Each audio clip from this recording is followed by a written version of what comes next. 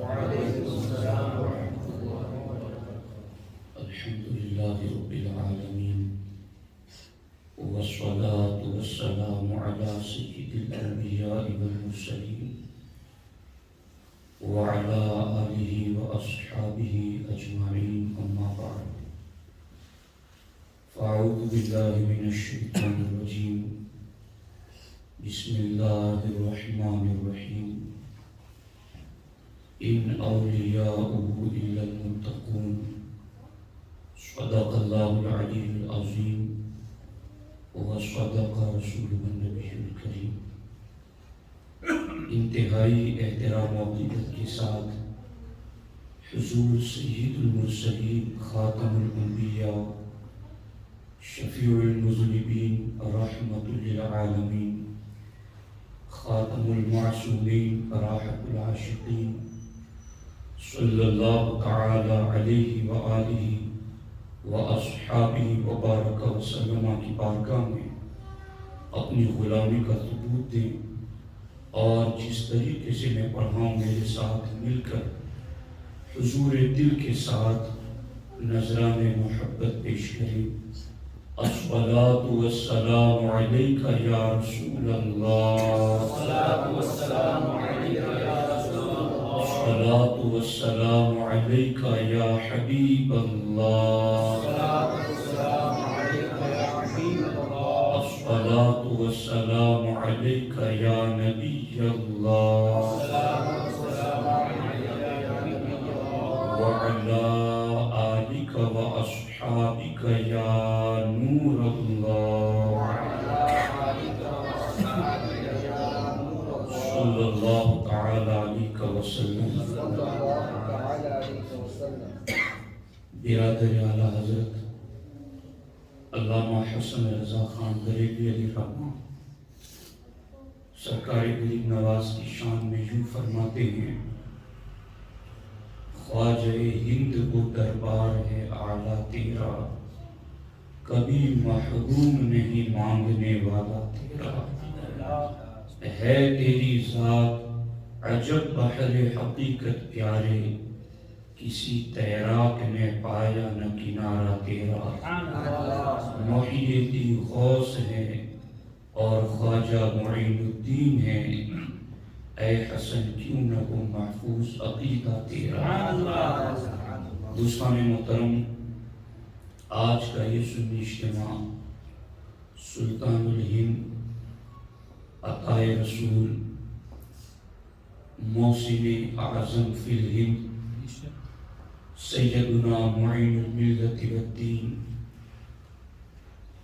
سید معین الدین حسن چشتی سنجری رضی اللہ تعالیٰ عنہ کی یاد میں منعقد ہیں۔ اللہ کریم کی بارگاہ میں دعا ہے رب ذوالجلال ان کے فیضان سے ہم سب کو نوازان فرمائے۔ دوستان محترم، کچھ ضروری باتوں کی طرف آپ کی توجہ اس اجتماع میں دلانا چاہتا ہوں۔ صوفیاء کرام جن کو دوسرے لفظوں میں اولیاء اللہ کہتے ہیں، یہ بندہ صوفی کب بنتا ہے، بندہ ولی کب بنتا ہے، تصوف کی تعریف اور تصوف کے حوالے سے جان پہچان کیا ہے؟ امام شعرانی رضی اللہ تعالی عنہ جنہیں امام سیوطی کے قول کے مطابق 75 مرتبہ بیداری میں نبیوں کے امام کی زیارت کا شرف حاصل ہوا، وہ امام شعرانی رضی اللہ تعالی عنہ اپنی کتاب طبقات کبریٰ میں تصوف کی تعریف لکھتے ہیں: التصوف تصفیۃ القلوب و اتباع النبی صلی اللہ علیہ وسلم فی الشریعہ۔ تصوف اس کا نام ہے کہ دل صاف کیا جائے اور شریعت میں مصطفیٰ جان رحمت صلی اللہ علیہ وآلہ وسلم کی پیروی کی جائے۔ یعنی تصوف دو چیزوں کا نام ہے. پہلی چیز تو تصفیۃ القلوب، دل صاف کیا جائے، اور دوسری چیز اتباع النبی صلی اللہ علیہ وسلم فی الشریعہ، کہ اللہ کے رسول صلی اللہ علیہ وسلم کی پیروی کی جائے. سلطان الہند سرکار غریب نواز رضی اللہ تعالی عنہ کی زندگی اس اینگل سے اگر ہم دیکھیں کہ غریب نواز رضی اللہ تعالی عنہ نے مصطفیٰ جان رحمت صلی اللہ علیہ وسلم کی اطاعت اور پیروی میں کس طرح زندگی گزاری. تو سرکار غریب نواز چونکہ ایک شاعر بھی ہیں، آپ فارسی میں اشعار لکھتے تھے، اور آپ کا پورا دیوان ہے جو آپ کی نعتیہ اشعار کا مجموعہ ہے.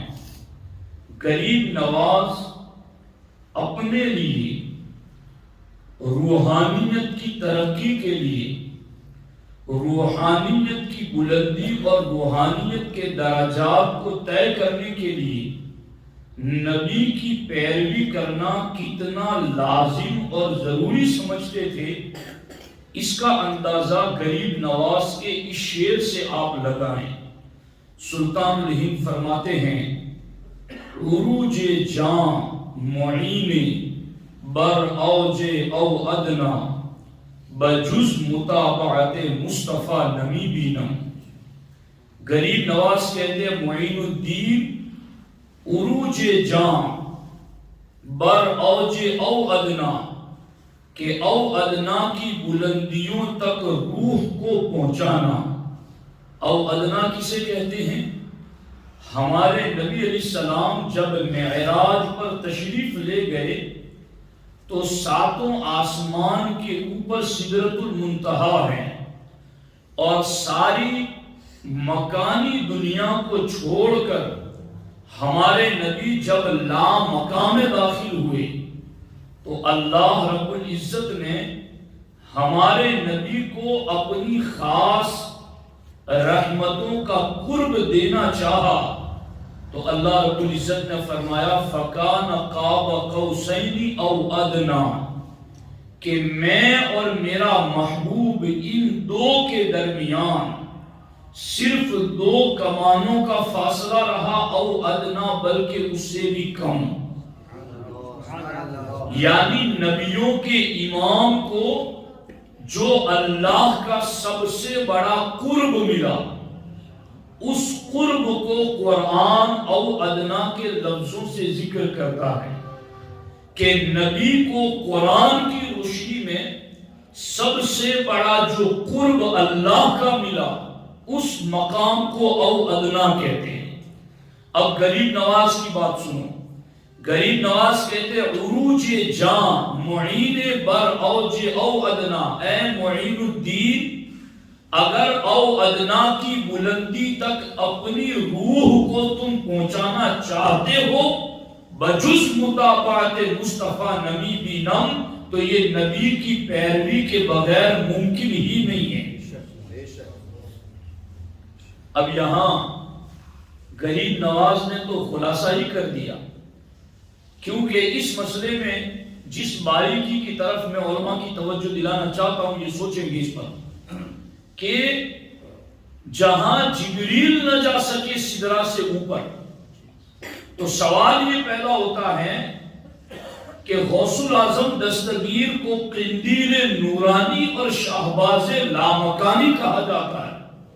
یعنی غوث پاک شیخ عبد القادر جیلانی کی ذات وہ ہے کہ جنہوں نے لا مقام جن کا شہباز بلند پرواز ہے اور لا مقام جن کی رسائی ہے.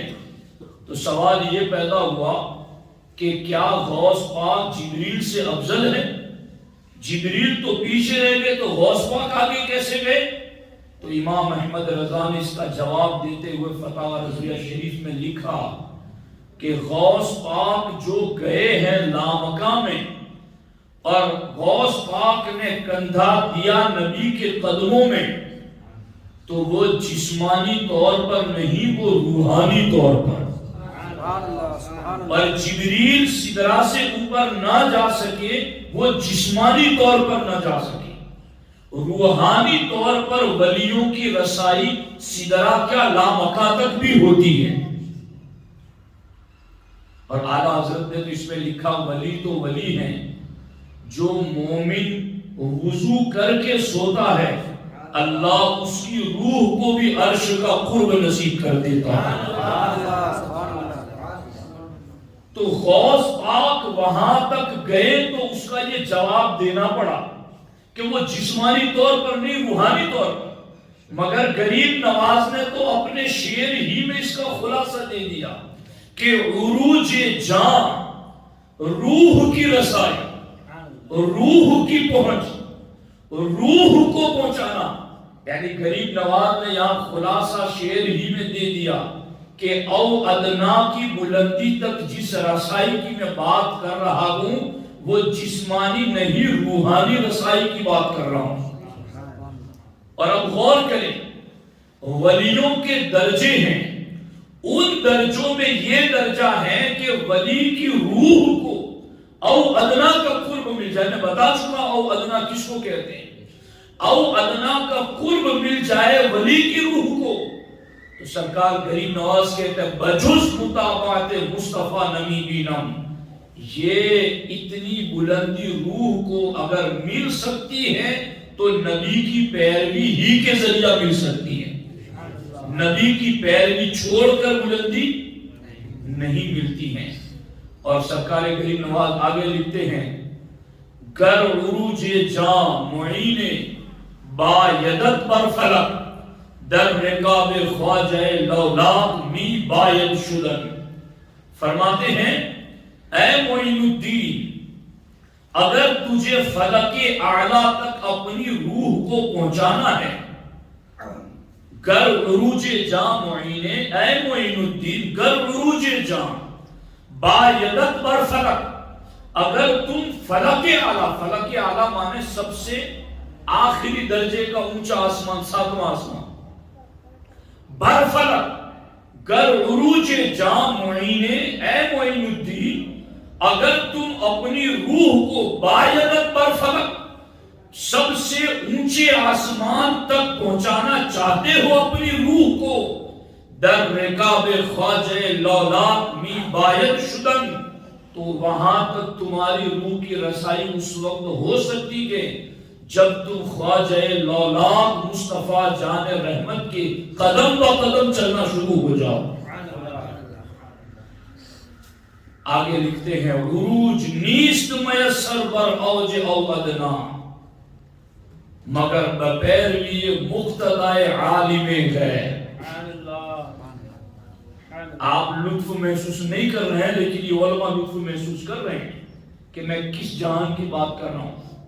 میں چاہتا تو آپ کو سیدھے سیدھے واقعات سنا کر کے بھی بات ختم کر دیتا، مگر یہ اصل بات ہے، یہ جان ہے گفتگو کی، اس کی اہمیت آپ سمجھیے، ورنہ جو لوگ سن رہے ہیں نا لائیو وہ سمجھ رہے ہیں.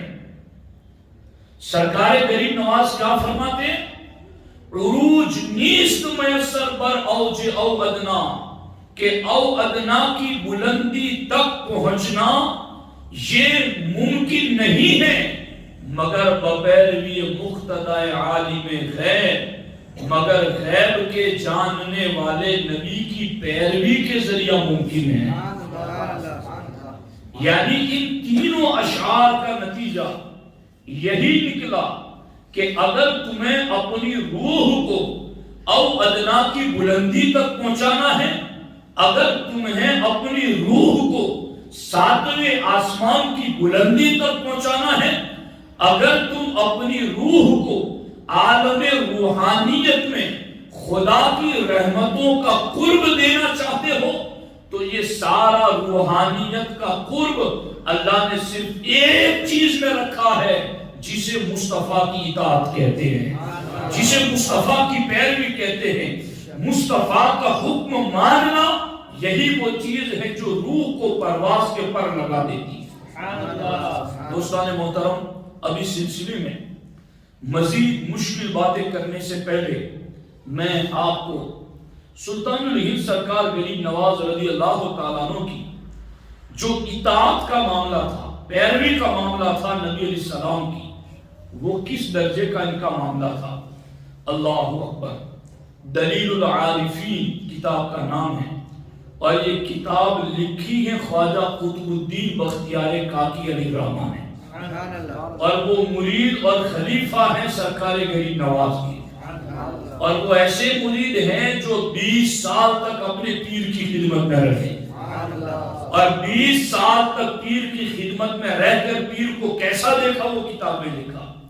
فرماتے ایک مرتبہ سرکار غریب نواز رضی اللہ تعالیٰ عنہ شام کی نماز کا تازہ وضو کر رہے تھے کہ اتفاقاً انگلیوں کا خلال بھول گئے، انگلیوں کا خلال بھول گئے، تو غیبی فرشتے نے آواز دی، اے خواجہ، آپ رسول اللہ صلی اللہ علیہ وسلم کی دوستی کا دعویٰ کرتے ہیں، ان کی امت میں اپنے آپ کو گنتے ہیں، لیکن ان کی سنت کو چھوڑ دیتے ہیں۔ سرکار غریب نواز رضی اللہ تعالی عنہ نے اس کے بعد قسم کھائی، اور قطب الدین بختیار کاکی علیہ الرحمہ لکھتے ہیں اس وقت سے لے کر آخری دم تک غریب نواز نے کبھی کسی سنت کو چھوڑا نہیں۔ یعنی انہوں نے خود کہا عروج جام معین بر اوج او ادنا، اے معین الدین اگر روح کو او ادنا کی بلندی تک لے جانا چاہتے ہو، بجز متابعت مصطفیٰ نیست ممکن، کہ سرکار کی پیروی کے بغیر یہ ممکن ہی نہیں ہے، یہ آپ نے کہا بھی اور کر کے بھی دکھایا۔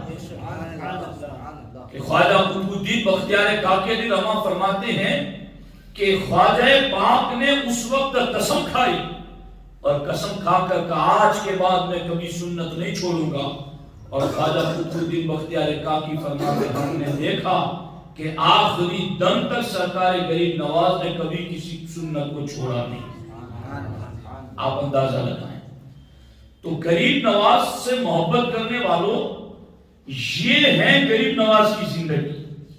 اب کرامتیں بھی غریب نواز کی تو بے شمار ہیں، ان کے تو در پر پل پل کرامتوں کا اظہار ہوتا تھا۔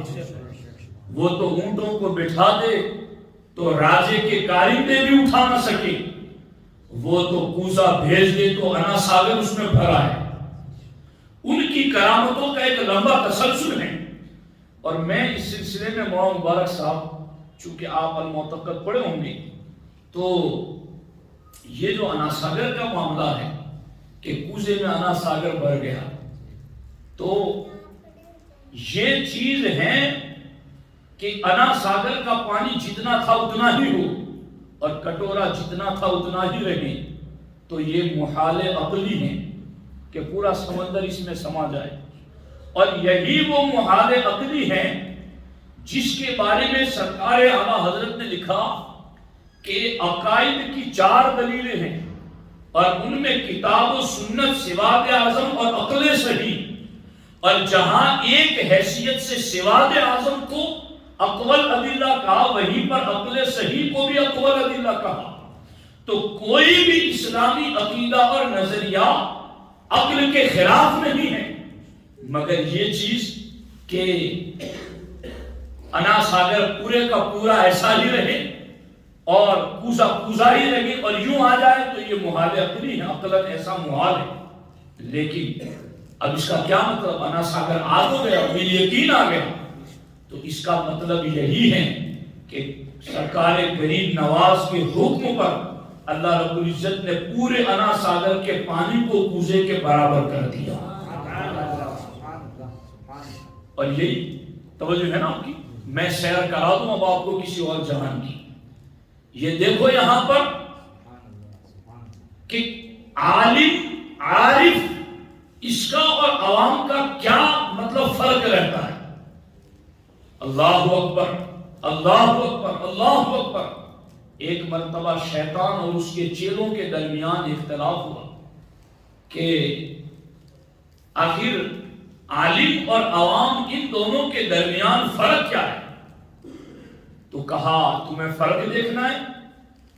عالم تو تھوڑی عبادت کرتا ہے اور کوئی عوام میں سے بڑی عبادت کرتا ہے، یہ بڑا فرق ہے۔ تو شیطان نے کہا نہیں، چلو میں تمہیں خود ایک فرق دکھاتا ہوں۔ اور یہ بات بھی المعتقد میں لکھی ہے مستند میں کہ جب شیطان نے فرق دکھانا چاہا تو فجر کی نماز سے پہلے ایک چھوٹی سی بوتل شیشی لے کر مسجد کے گیٹ پر کھڑا ہو گیا، اپنے کاریگروں کو ساتھ کھڑا رکھ کر کے۔ ایک عابد، بڑا عبادت گزار مگر علم نہیں تھا اس کے پاس، اسے پوچھا کیا اللہ میں یہ قدرت ہے کہ اس پوری دنیا کو اس شیشی میں داخل کر دے؟ تو اس نے کہا اتنی چھوٹی شیشی اور اتنی بڑی دنیا یہ کیسے آ سکتی ہے اس میں؟ کہا ٹھیک ہے تم جاؤ، تمہارا کام ہو گیا۔ اب شیطان نے کہا دیکھو اس کا حشر، یہ عابد عبادت گزار مگر اس کے پاس علم نہیں ہے۔ اتنے میں عالم نماز کا ٹائم ہو رہا تھا، جلدی جلدی قدم اٹھاتے ہوئے مسجد کی طرف آ رہا تھا، آنکھیں ملتے ہوئے اس نے پھر پکڑ کے عالم کو پوچھا بتاؤ اس چھوٹی سی شیشی میں اللہ اس پوری دنیا کو سما سکتا ہے؟ اس عالم دین کا تو کوئی مردود معلوم ہوتا ہے، میرا رب چاہے تو اس دنیا کا ساتوں جہان، ساتوں آسمان، ساتوں زمین سب کو سوئی کے ناکے میں داخل فرما دے۔ کہا ٹھیک ہے تم جاؤ۔ پھر اس نے بتایا دیکھو یہ ہیں عالم اور یہ ہیں غیر عالم۔ تو معاملات ایسے نہیں ہوتے کہ بھئی نماز تو میں بھی 2 رکعت پڑھتا ہوں، یہ بھی 2 رکعت پڑھتا ہے، تو ظاہری انداز میں تو ایک جیسا ہے مگر کیفیتوں میں بڑا فرق ہوتا ہے۔ اب یہاں آپ دیکھو کہ یہ آنا سامنے والا مسئلہ شاید کسی خطیب کو بھی پوچھا جائے تو ممکن ہے کہ اسے بھی کچھ نہ کچھ تکلیف ہو جائے اس مقام پر جواب دیتے ہوئے، جب اس کو یہ پوچھا جائے کہ یہ تو محال عقلی ہے۔ جی حتی یلج الجمل فی سم الخیاط، قرآن میں آیت ہے کہ حتی یلج الجمل فی سم الخیاط، کہ ان کو عذاب ہوگا یعنی جو کفر پر مرے، یہاں تک کہ اونٹ یلج الجمل فی سم الخیاط، یہاں تک کہ اونٹ سوئی کے ناکے میں داخل ہو جائیں۔ تو اونٹ کا سوئی کے ناکے میں داخل ہونا محال عقلی ہے، اس سے پتا چلا کہ کافر کا عذاب سے چھٹکارا پانا محال عقلی ہے۔ یعنی اس کو اس کے اوپر رکھا گیا کہ اگر اونٹ سوراخ میں داخل ہو جائے سوئی کے تو اسے چھٹکارا مل سکتا ہے، مگر اونٹ داخل ہوگا نہیں چونکہ عقلاً محال ہے۔ تو اب اس سے پتا چلا یہاں پر کہ جب اونٹ اگر سوئی کے سوراخ میں داخل ہو جائے تو اس کے لیے چھٹکارے کی بات کی گئی ہے۔ اب کوئی لا کر کے اس آیت پر انا ساگر کو ساتھ میں جوڑ کر پیش کرے کہ اگر یہاں اونٹ سوئی کے ناکے میں داخل ہو جائے تو ان کے لیے چھٹکارا ہو جائے، تو یہ انا ساگر جب پورا کوزے میں آ سکتا ہے تو اونٹ سوراخ میں کیوں نہیں داخل ہو سکتا؟ یہ بات اگر اعتراض کر کسی سے پوچھی جائے تو بڑی مشکل کھڑی ہو جائے گی، مگر اس وقت جواب وہی دے گا جس کا عقیدہ سنیوں والا ہوگا۔ ہاں یہ عام طور پر تو نہیں ہوتا، یہ محال عقلی ہیں، مگر رب چاہے تو پورے انا ساگر کو کوزے کے برابر کر کے کوزے میں سمو دیتا ہے۔ خیر یہ بات طویل تفصیل طلب ہے، لیکن اس سلسلے میں اس چیز کو آپ ملاحظہ کریں کہ سرکار کریم نواز رضی اللہ تعالیٰ عنہ نے اطاعت، اتباع اور پیروی کو کس درجے پر لے جا کر کے کہا کہ بغیر اس پیروی کے روح کی رسائی ممکن نہیں ہے۔ اب اس سلسلے میں سرکار کریم نواز رضی اللہ تعالیٰ عنہ کی زندگی سے میں 2 چند واقعات آپ کی خدمت میں عرض کرتا ہوں۔ سلطان الہند سرکار کریم نواز رضی اللہ تعالیٰ عنہ 20 سال تک اپنے مرشد، اپنے پیر خواجہ عثمان ہرونی رضی اللہ تعالیٰ عنہ ان کی صحبت میں رہے اور ان کے ساتھ آپ نے سفر کیا ہے۔ اس سلسلے میں سرکار کریم نواز رضی اللہ تعالیٰ عنہ لکھتے ہیں کہ ایک مرتبہ شام کے قریب ایک شہر تھا، اس شہر میں شہر کے باہر ایک غار تھا، اور اس غار میں شیخ محمد الواحد غزنوی رضی اللہ تعالیٰ عنہ نام کے اللہ کے ولی رہتے تھے۔ غریب نواز کہتے ہیں میں ان سے ملنے کے لیے گیا تو مجھے تعجب اس بات پر ہوا کہ ان کے جسم پر گوشت ہی نہیں ہے، چمڑی کی چمڑی ہے اور ہڈیاں نظر آ رہی ہیں اور اپنے بچھونے پر بیٹھے ہوئے ہیں، لیکن مجھے تعجب اس سے زیادہ اس بات پر ہوا کہ ان کے دائیں بائیں جنگل کے 2 شیر بیٹھے ہوئے ہیں۔ غریب نواز کہتے ہیں میں نے دیکھا تو مجھے کہا کہ ڈرو نہیں، آ جاؤ آگے۔ میں قریب گیا، بیٹھا وہاں پر، تو شیخ محمد الواحد غزنوی رضی اللہ تعالیٰ عنہ نے مجھے کہا کہ میں 30 سال سے ایک چیز کے لیے رو رہا ہوں،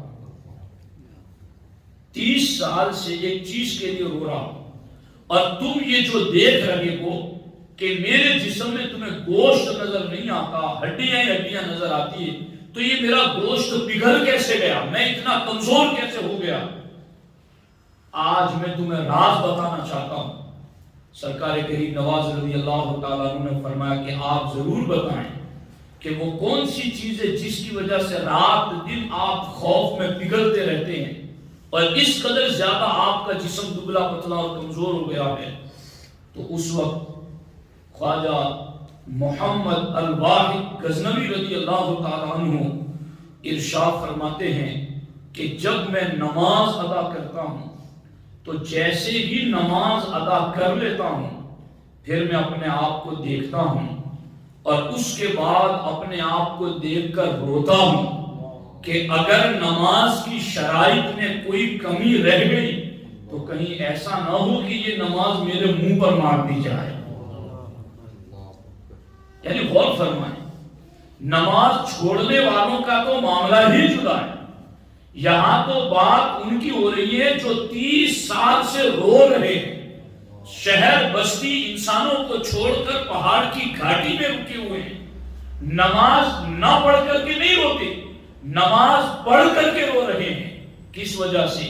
کہ کہیں نماز کی شرط میں کوئی کمی نہیں رہ گئی، کہیں نماز کے فرض میں کوئی کمی نہیں رہ گئی، طہارت میں، قرات میں، نماز میں، خلوص میں، نیت اور دل کے حاضر رکھنے میں کہیں کوئی کمی تو نہیں رہ گئی۔ بس اسی فکر میں وہ 30 سال تک روتے رہے اور انہوں نے کہا بس اس وجہ سے میرے جسم کا گوشت پگھل گیا کہ پتہ نہیں رب قیامت کے دن یہ نماز قبول کرے گا یا منہ پہ مار دے گا۔ اور اس واقعے کو لکھنے کے بعد سلطان الہند رضی اللہ تعالیٰ عنہ فرماتے ہیں کہ نماز دین کا ستون اور دین کا پیلر ہے، اے لوگو اگر ایک پیلر تمہارا گر جائے گا تو تمہارا دین ختم ہو جائے گا، اس پیلر کو مضبوطی سے قائم رکھو۔ اور میں تو یہ سمجھتا ہوں ساتھیوں کہ جو 5 وقت نماز پڑھتا ہے وہ خود اس بات کا احساس کرتا ہے کہ جب بندہ 5 وقت کی نماز پڑھتا ہے وہ بالکل فریش، تر و تازہ، حشاش بشاش رہتا ہے۔ چونکہ لوگوں کا تو کہنا یہ ہے کہ بندہ ایک پہر کام کرتا ہے، سوتا ہے، اٹھتا ہے تو اس پر کچھ گنود کی تاری رہتی ہے، کچھ اس پر گرد لگ جاتی ہے، مٹی لگ جاتی ہے، بندہ ہاتھ منہ دھل لے جاتا ہے تو فریش ہو جاتا ہے۔ لیکن ہمارا نظریہ صرف یہ نہیں ہے، بلکہ ہمارے نبی علیہ السلام نے فرمایا کہ جب تم وضو کرتے ہو ہاتھ سے پانی گزرتا ہے تو ہاتھ کے گناہ جڑ جاتے ہیں، خلال کرتے ہو تو انگلیوں کے اندر کے گناہ جڑ جاتے ہیں، تم منہ دھلتے ہو تو پلکوں کے گناہ جڑ جاتے ہیں، تم کانوں کا مسح کرتے ہو تو وہاں کے گناہ جڑ جاتے ہیں، تم پاؤں دھلتے ہو تو پاؤں کے گناہ جڑ جاتے ہیں۔ یعنی آپ سوچیں کہ یہاں صرف دنیا کی لگی ہوئی مٹی اور گرد ہی صاف نہیں ہوتی، زمانے کے لگے ہوئے گناہ بھی صاف ہو جاتے ہیں۔ اور جب گرد اور گناہ دونوں ہی صاف ہو جائے تو پھر بندہ فریش اور مطمئن کیوں نہ ہو جائے۔ اس لیے نماز دین کا ستون ہے۔ نماز سے جیسے پودا لگایا آپ نے آنگن میں، روزانہ پانی دو گے تو وہ ہرا بھرا رہے گا، تو یہ دل میں ایمان کا پودا لگایا ہوا ہے، نماز کا پانی دو، یہ ایمان کا پودا ہرا بھرا رہے گا۔ سرکار کریم نواز رضی اللہ تعالیٰ عنہ فرماتے ہیں کہ جو مسلمان نماز وقت پر ادا نہیں کرتے اور اس قدر لیٹ کر دیتے ہیں کہ وقت نکل جاتا اور قضا کرتے ہیں، ان کی مسلمانی پر مجھے 20,000 مرتبہ افسوس ہے۔ نواز کے کہ جو نماز کو قضا پڑھ تو لیتے مگر لیٹ اتنی کر دیتے ہیں کہ وقت نکل جاتا ہے، دوسری نماز کا وقت آ جاتا ہے۔ سلطان الہند فرماتے ہیں مجھے اس پر 20,000 مرتبہ افسوس ہے کہ وہ کیوں ایسا کر رہا ہے، وہ مسلمان ہے اور نماز کو لیٹ کر رہا ہے۔ اسی لیے سلطان الہند نے ایک مقام پر یہ بھی لکھا، من اکبر الکبائر الجمع بین الصلاتین، کہ ایک نماز کو اتنا لیٹ کرنا کہ دوسری نماز کا وقت آ جائے اور پھر دونوں کو ملا کر کرنا، یہ کبیرہ گناہوں میں بھی سب سے بڑا کبیرہ ہے۔ اب نماز کی لوگوں کو فکر ہی نہیں۔ اصل میں اس میں مسئلہ کیا ہوتا ہے؟ اس میں مسئلہ یہ ہوتا ہے کہ آدمی یہ اپنے نفس کی پکار پر یوں لبیک کہتا ہے، اس کا نفس اسے کہتا ہے کبھی تیرا کاروبار کا ٹائم ہے، ابھی تیرا گراہک کے آنے کا ٹائم ہے، ابھی تیرا یہ وقت ہے، یہ وقت ہے، اس لیے تو نماز تو جمعہ پڑھ ہی رہا ہے۔ تو یہ نفس اس کو وسوسہ دلاتا ہے اور اس وسوسے کا وہ شکار ہو جاتا ہے۔ لیکن میں آپ کو بتاؤں، اللہ اکبر، ایک اللہ کے ولی ہماری کسی جیسی بستی سے گزرے، انہوں نے رات کو مسجد میں قیام کیا تو دیکھا کہ مسجد کی دیواروں سے رونے کی آواز آ رہی ہے۔ کان لگایا تو آواز یہ تھی، خدایا اس بستی والوں نے جیسے مجھے ویران کیا تو ان کے گھروں کو ویران کر دے۔ تو اللہ کے ولی صبح اٹھے، بستی میں آئے، لوگوں کو جمع کر کے کہا کہ تمہیں پتہ ہے تمہاری ویرانی اور تباہی کی وجہ کیا ہے؟ کہا ہمیں کوئی نہیں پتا۔ کہا تم نے مسجد کو ویران کیا، اس لیے مسجد رو رو کر تمہاری ویرانی کے لیے بد دعا کر رہی ہے۔ اس بستی والوں کی سمجھ میں آ گئی بات، کاش اس بستی والوں کی سمجھ میں بھی آ جائے، اور انہوں نے مسجد کو آباد کرنا شروع کر دیا۔ وہ اللہ کے ولی پھر ایک لمبے زمانے کے بعد اس مسجد سے گزرے، رات کو پھر سوئے تو مسجد کی دیواروں سے پھر آواز آ رہی تھی، خدایا اس بستی والوں نے جس طرح مجھے آباد کیا تو ان کی نسلوں کو آباد کر دیا۔ تو اس شیطانی وسوسے کی طرف نہ جائیں کہ نماز پڑھنے جائیں گے تو ہم آباد نہیں ہو پائیں گے، ہم پیچھے رہ جائیں گے۔ نہیں، یہ نماز ہی ہے جو نسلوں کو آباد کر دیتی ہے، گھروں کو آباد کر دیتی ہے۔ اس لیے نماز کی ادائیگی بہت زیادہ ضروری ہے۔ اس سلسلے میں مزید اور بھی کئی چیزیں ہیں۔ سرکار کریم نواز رضی اللہ تعالیٰ عنہ ایک مقام پر لکھتے ہیں کہ حضرت موسیٰ علیہ السلام سے دوزخ کے بارے میں پوچھا گیا۔ اللہ اکبر۔ تو موسیٰ علیہ السلام نے فرمایا کہ میں نے دوزخ میں ایک وادی حاویہ کے بارے میں پڑھا ہے، یعنی حضرت موسیٰ علیہ السلام نے اللہ رب العزت کی بارگاہ میں پوچھا تو جواب آیا کہ دوزخ میں ایک وادی ہے حاویہ، جو سب سے نچلے درجے کی ہے، 7ویں درجے کی، نیچے جہنم ہے، اور سب سے زیادہ خوفناک اور سیاہ کالی ہے وہ وادی۔ اس کی آگ بھی کالی اور نہایت سخت ہے، اس میں سانپ بچھو بہت زیادہ ہے، اور وہ ایسے گندک کے پتھروں سے ہر روز تپایا جاتا ہے، جہنم کا وہ حصہ، کہ اس گندک کا ایک قطرہ دنیا میں آ جائے تو تمام پانی خشک ہو جائے اور تمام پہاڑ اس کی گرمی کی وجہ سے پگھل جائے اور اس کی گرمی سے زمین پھٹ جائے۔ اللہ رب العزت نے فرمایا، اے موسیٰ کیا تم جانتے ہو کہ اس وادی میں عذاب کن لوگوں کو دوں گا؟ کہا یا اللہ، اس وادی میں تو عذاب کن لوگوں کو دے گا؟ کہا 2 شخصوں کو عذاب دوں گا، ایک وہ جو نماز ادا نہیں کرتے اور دوسرے وہ جو میرے نام کی جھوٹی قسم کھاتے ہیں۔ دوستان محترم، آپ غور کر لیجئے کہ کیا یہ چیزیں آج مسلم معاشرے میں نہیں پائی جا رہی؟ نمازوں کا چھوڑنا، جھوٹی قسمیں کھانا، بات بات پر اللہ کے نام کی قسم کھانا، تو یہ کس قدر زیادہ سخت عذاب کی بات ہے۔ یہ ساری باتیں غریب نواز نے اپنی کتاب میں لکھی ہوئی ہیں۔ تو اے سرکار غریب نواز سے محبت کرنے والوں، آپ اس چیز کی طرف توجہ دو کہ سلطان الہند رضی اللہ تعالیٰ عنہ نے کس طریقے سے ہمیں جہنم کے عذاب سے ڈرایا اور آخرت کی یاد دلائی، تاکہ ان کے ماننے والے ان کے پیغام سے ہٹ نہ جائیں، ان کے ماننے والے ان کی بتائی ہوئی تعلیمات کو بھول نہ جائیں۔ انہوں نے یہ ساری تعلیمات اپنی کتاب میں لکھ کر کے ہم تک اسی لیے پہنچائی ہیں تاکہ ہم ان تعلیمات کو بڑے بیان کریں اور ان کی غلامی کا دم بھرتے ہوئے ان کی سیرت اور ان کی تعلیمات پر عمل کرنے کی کوشش کریں۔ اس سلسلے میں کہ نماز کے سلسلے میں کتنی اہم چیزیں ہیں، میں 2-3 باتیں اور بھی بتانا چاہتا ہوں کہ یہ خواجہ محمد الواحد غزنوی رضی اللہ تعالیٰ عنہ نماز ادا کر کے پھر نماز کے بارے میں روتے کہ قبول ہوگی کہ نہیں ہوگی، اور اتنا روتے کہ جسم کا گوشت بھی پگھل گیا۔ تو ولیوں کے یہاں نماز چھوڑنے کا تو کوئی تصور ہی نہیں تھا، بلکہ نماز ادا کر کے رونے کا تصور، نماز ادا کر کے قبولیت کے بارے میں رب سے معافی مانگنا، نماز ادا کر کے نماز میں کوئی کمی رہ جائے اس خوف سے گڑ گڑانا، یہ ان کا انداز تھا۔ اور اگر کبھی نیند کی وجہ سے، غفلت کی وجہ سے کوئی نماز چھوٹ بھی جاتی تو اللہ اکبر، ان کی شان یہ ہوتی، حضرت بایزید بستامی رضی اللہ تعالیٰ عنہ کے بارے میں سرکار غریب نواز خود لکھتے ہیں کہ بایزید بستامی رضی اللہ تعالیٰ عنہ سے ایک مرتبہ صبح کی نماز قضا ہو گئی، آنکھ لگ گئی، اٹھ نہ سکی، اور اس کی وجہ سے نماز قضا ہو گئی۔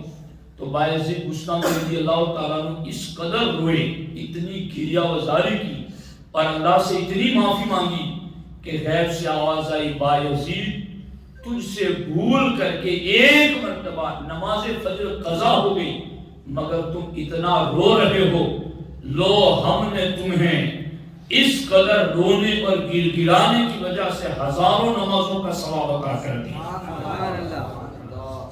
تو وہ نماز ادا کر کے بھی روتے تھے، اللہ سے معافیاں طلب کرتے تھے۔ ہماری پوزیشن یہ کہ نماز پڑھنی بھی نہیں اور رونا تو کہاں آتا ہے، دل ہی اتنے سخت ہو گئے، موت یاد ہی نہیں آ رہی۔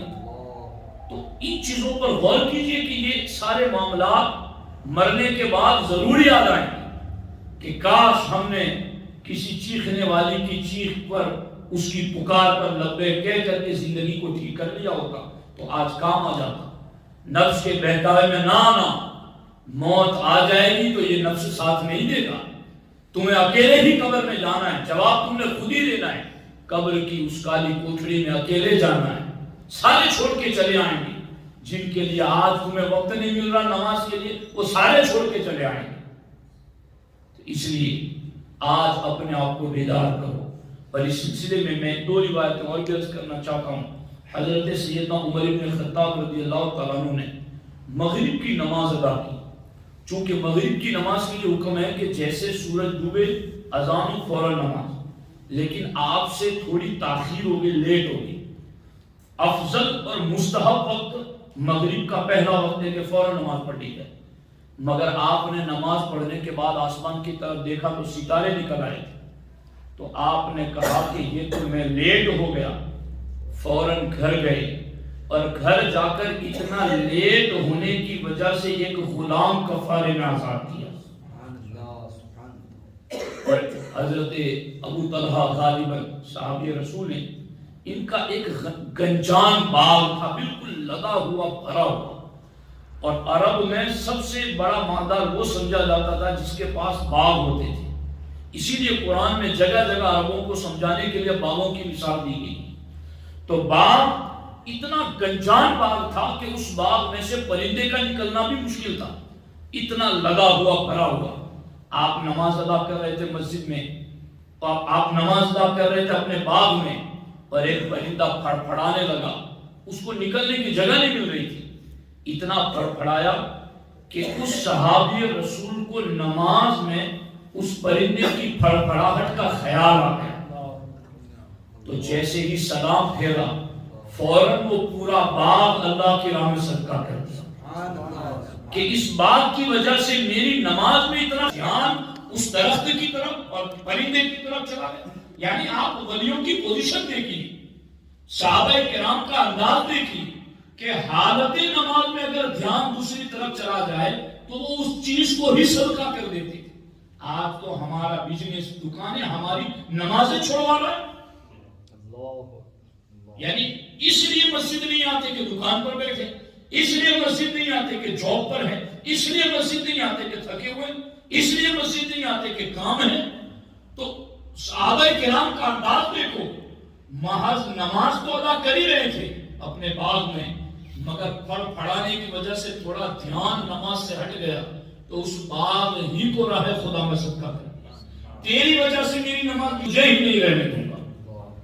ولیوں کی فکر، ولیوں کا یہ انداز ہے۔ تو ساتھیوں، اللہ کا قرب اور رسائی کے لیے نبی کی پیروی لازم ہے، اور نبی کی پیروی میں سب سے بڑی چیز 5 وقت کی نماز، سنی صحیح العقیدہ، صحیح القراءۃ، صحیح الطہارت امام کے پیچھے ادا کرنا ہے۔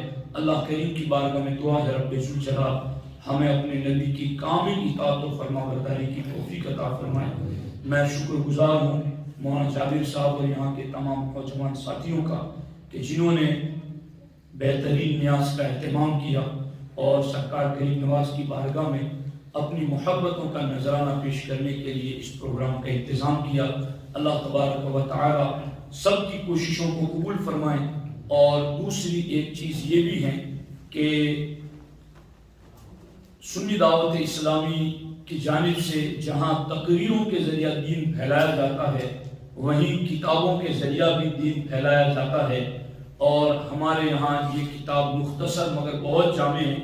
اس کتاب کا نام ہی ہے مسلمانوں نی بزدلی نہ سببو۔ امیر سنی دعوت اسلامی مولانا شاکر علی نوری صاحب قبلہ کی لکھی ہوئی کتاب ہے، اور الحاج شبیر پٹیل صاحب نے اس کا گجراتی میں ترجمہ کیا ہے۔ مسلمان بزدل کیوں ہو گیا؟ قرآن حدیث کی روشنی میں اس کے سبب لکھے ہوئے ہیں۔ آج کریم نواز کے نام سے منسوب اس پروگرام میں یہ کتابیں تمام جتنے بھی موجود ہیں سب کو فری میں دی جائے گی۔ میری آپ سے درخواست ہے کہ آپ اس کتاب کو لے جائیں، اور یوں نہیں کہ بس لے جا کر کے گھر میں رکھ دیں، اس کو پڑھیں اور سوچیں کہ واقعی میں ہمارے اندر جو بزدلی کے سبب بتائے گئے کیا یہ سبب موجود ہے یا نہیں۔ اگر ہے تو ہمیں اس سبب کو دور کرنا ہے اور ہمیں اللہ رسول کے حکم پر عمل کرنے کی کوشش کرنا ہے۔ اللہ رب العزت کی بارگاہ میں دعا ہے رب ذوالجلال ہمیں عمل خیر کی توفیق عطا فرمائے۔ اور آپ جانتے ہیں کہ ہر سوموار کو حضرت چاند پیر مسجد میں سنی دعوت اسلامی کا ہفتہ وار اجتماع ہوتا ہے، لیکن آپ لوگ نہیں آتے ہیں۔ مجھے ہر جگہ کے جموں سر کے مسلمانوں سے شکوہ ہے۔ مولانا جابر صاحب جیسا کہ بتا رہے تھے، واللہ میں اپنی بڑائی اور خوشامد کا کبھی بھی خواہش مند نہیں رہا کہ کوئی میری خوشامد کرے۔